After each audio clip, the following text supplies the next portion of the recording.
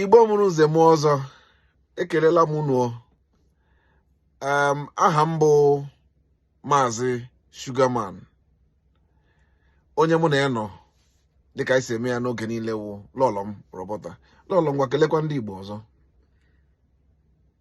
Igbo ndị ọma ndewonu. Igbo ndị ọma ndewonu. You're saying that you are scared. I know. It's like as if you keep on catching me off guard, and I'm like, okay, I gotta search my brain. Igbo ndị ọma ndewonu. Anyị abịakwala ọzọ na ihe emume anyị nke a kpọrọ ilu Igbo na akara ihu akwụkwọ anyị Sugar Family Page. Biko ọ bụrụ na ihe anyị na-eme dị unu mma, sonyere anyị, tinyere anyị akara ịhụnanya. Ọgwụkwa na o nwere ilu chọrọ ka anyị tụlee, detụrụ anyị na akara edemede anyị ga-atụle ya ma kpọpụtakwa aha gị. Ilu anyị ji bịa nke taa bụ ilu nke na-asị, mmanụ akara dị ụtọ, onye ratụ ibe ya aratụ. Ọzọkwa, mmanụ akara dị ụtọ, onye ratụ ibe ya aratụ.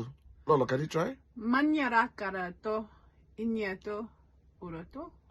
Mmanu akara dị ụtọ, Mmanu Akara to onye ratụ Onye Ratu ibe ya aratụ. Ibe. Again, mmanụ akara Mmanu Akara dị ụtọ, Di Uto. onye ratụ Onye Ratu ibe ya aratụ. Ibe Aratu.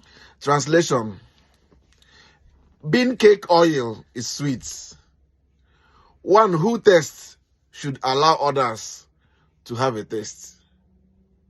Meaning, be good to the people on your way up the ladder. That's the meaning. Mmanu akara dị ụtọ, onye ratụ ibe ya ratụ. Ngwanụ ndị Igbo ka ọ dịwazie nụ. Sị ha kemesia.